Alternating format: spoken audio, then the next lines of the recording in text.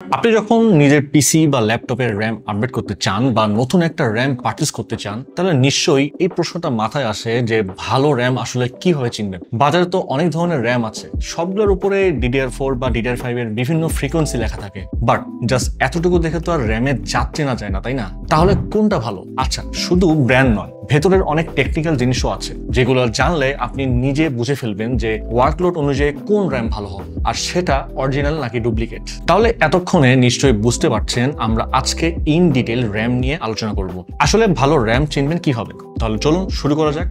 আচ্ছা, র্যাম বা random access memory হচ্ছে কম্পিউটারের শর্ট টার্ম মেমোরি। ধরুন আপনি একটা ব্রাউজার খুললেন, একটা গেমস খেলছেন বা ভিডিও এডিট করছেন, এই সব কাজের ডেটা টেম্পোরারি র্যামে জমা হয়। কারণ র্যাম অনেক ফাস্ট কাজ করতে পারে সিপিইউ ও এসএসডি এর তুলনায়। র্যাম না থাকলে আপনার প্রসেসর যতই পাওয়ারফুল হোক না কেন, পারফরমেন্স কোল্যাপস করবে। তো যাই হোক, বাজারে আপনি DDR3, DDR4 এবং DDR5 এর এই 3 টাইপের র্যাম পাবেন। আমার হাতে যেগুলো র্যাম রয়েছে এগুলো কিন্তু SODIMM র্যাম, মানে এগুলো ল্যাপটপ অথবা মিনি পিসিতে ইউজ করা হয়। আর ডেস্কটপ সেগমেন্টের র্যামকে বলা হয় DIMM ফর্ম ফ্যাক্টরের র্যাম। তো যাই হোক, ফর্ম ফ্যাক্টর যেটাই হোক না কেন, কাজ কিন্তু এক। DDR3 কিন্তু আস্তে আস্তে হারিয়ে যাচ্ছে, ব্যাকডেটেড হয়ে যাচ্ছে। এখনকার সময় DDR4 হচ্ছে সবচেয়ে কমন, আর DDR5 হচ্ছে হাই পারফরমেন্সের র্যাম। এখন এই র্যামগুলোর উপরে আমরা বিভিন্ন ফ্রিকোয়েন্সি দেখি। এগুলো হচ্ছে ক্লক স্পিড। লাইক আমরা র্যামের উপরে 3200 মেগাহার্টজ, 3600 মেগাহার্টজ, 4800 মেগাহার্টজ বা 5600 মেগাহার্টজ বিভিন্ন ক্লক স্পিড দেখি। এগুলো দেখে বোঝা যায় একটা র্যামের প্রাইমারি স্পিড কেমন হবে।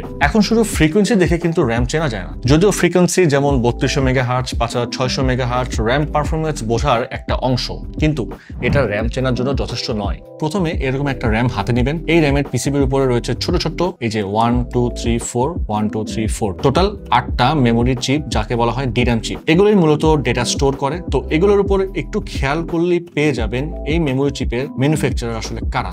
স্যামসাং, SK হাইনিক্স, মাইক্রোন, এই তিনটা হচ্ছে top grade RAM chip manufacturer. আর এদের কাছ থেকেই মেমোরি চিপ কিনে নিয়ে বিভিন্ন কোম্পানি র্যাম বানায়, যেমন কোর্সায়ার, G-Skill, Kingston, crucial, team group. এই ব্র্যান্ডগুলোর র্যামের সাথে আমরা বেশ পরিচিত, বাট মেইন খেলাটা কিন্তু খেলে স্যামসাং, SK হাইনিক্স, মাইক্রোনের মতো জায়ান্টরা। তো এগুলো বাদেও আপনি বিভিন্ন ব্র্যান্ডের নাম মেমোরি চিপের উপর দেখতে পারেন, লাইক ন্যানিয়া টেকনোলজি, উইনবর্ন ইলেকট্রনিক্স, পাওয়ার চিপ, এট্রন।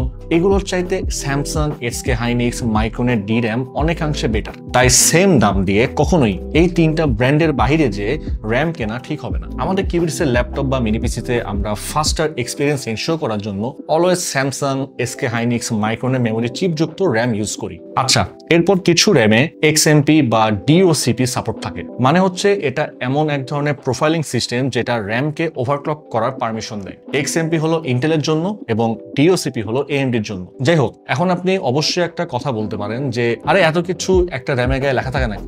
তা ঠিক, এত ইন ডিটেলস আপনি হয়তো কোনো র্যামের গায়ে লেখা দেখতে পাবেন না, বাট একটা সিরিয়াল নাম্বার কিন্তু মাস্ট পাবেন। জাস্ট যেই ব্র্যান্ডের র্যাম আপনি চুজ করবেন তাদের ওয়েবসাইটে চলে যাবেন, এন্ড প্রত্যেকটা ওয়েবসাইটে এমন র্যাম চিপের স্পেসিফিকেশন দেখার অপশন আপনি খুঁজে পাবেন। বাস এখানেই দেখেন কত কত ইনফরমেশন। আর হ্যাঁ, র্যামের গায়ে থাকা সিরিয়াল নাম্বার দেখে আপনি বুঝতে পারবেন যে আপনার র্যামটা কি অরিজিনাল নাকি ডুপ্লিকেট। তো ক্যাশ ল্যাটেন্সি বা সিএল নামের একটা স্পেসিফিকেশন দেখবেন। এই ক্যাশ ল্যাটেন্সি দিয়ে বোঝায় র্যামের রেসপন্স টাইম। এটার ভ্যালু যত কম হবে সে র্যাম তত বেশি ফাস্ট হবে। ধরেন আমার হাতের এই দুটো র্যামই হলো DDR4 এর 3200 মেগাহার্টজ র্যাম। ডান হাতের র্যামের ক্যাশ ল্যাটেন্সি হচ্ছে CL16 আর বাম হাতেরটার ক্যাশ ল্যাটেন্সি হচ্ছে CL22। যদিও এই দুটোই DDR4 3200 মেগাহার্টজ র্যাম, বাট আমার ডান হাতের র্যামের স্পিড বেশি হবে, যেটা CL16। তো দেখলেনই তো যে ক্যাশ ল্যাটেন্সি কতটা ইম্পর্টেন্ট। এছাড়াও আপনি ডিলে প্যারামিটার বা রিড অর রাইট টাইমিং দেখতে পাবেন। এগুলো দিয়েও ল্যাটেন্সি বোঝায়। লাইক আপনি দেখবেন 16, 18, 1838 কাইন্ড অফ এরকম টাইমিং। এটা অবশ্যই অনেক বেটার। আবার দেখবেন 22, 22, 22, 52 এগুলো তুলনামূলক একটু স্লো। আচ্ছা, এরপরে দেখবেন হলো র্যাম টাইপ, কোনটা ECC নাকি নন ECC। ECC হচ্ছে এরর কারেক্টিং কোড। ECC আসলে এক ধরনের মেমোরি যেটা অটোমেটিক ভাবে ডেটার এরর ডিটেক্ট করে কারেক্ট করতে পারে। এগুলো বিশেষভাবে ইউজ করা হয় সার্ভার, ওয়ার্কস্টেশন কিংবা মিশন ক্রিটিক্যাল সিস্টেমে। তাই রেগুলার DDR4 র্যাম টাইপে আমরা নন ECC দেখি, বাট মাইক্রোনের DDR5 র্যামে কিন্তু অন ডাই ECC আছে, আর ম্যাক্সিমাম DDR5 র্যামেই আসলে অন ডাই ECC থাকে। তাই পারফরমেন্সে অবশ্যই DDR5 অনেক এগিয়ে থাকবে, যেহেতু অটোমেটিক ভাবে ডেটার এরর ডিটেক্ট আর কারেক্ট করতে পারে। আর এটা কিন্তু খুবই জরুরি ছিল DDR5 এ। যেমনটা আমরা আগে DDR4 এর বিভিন্ন র্যামে কিন্তু ব্লু স্ক্রিনের সমস্যাটা খুবই দেখতাম।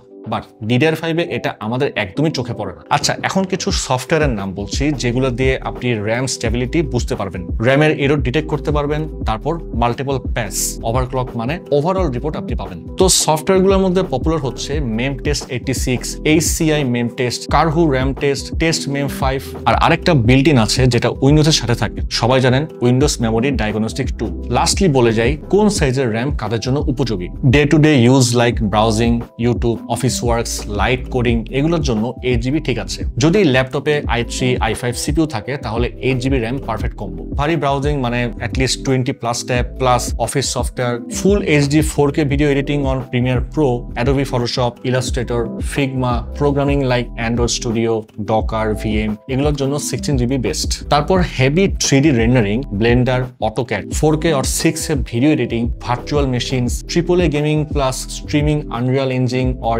ইউনিটি অর AI ট্রেনিং এগুলোর জন্য 32GB প্লাস। তো আজকের ভিডিও থেকে র্যাম নিয়ে অনেক কিছু জানলাম, কিভাবে ভালো র্যাম চিনবেন। যদি ভিডিওটা ভালো লাগে অবশ্যই শেয়ার করতে ভুলবেন, আর কোয়ারিজ থাকলে অবশ্যই কমেন্ট করবেন। তাহলে আজকের ভিডিও এখানেই শেষ করছি, দেখা হবে পরে কোনো ভিডিওতে নতুন কোনো টপিক নিয়ে। সে পর্যন্ত ভালো থাকুন, সুস্থ থাকুন।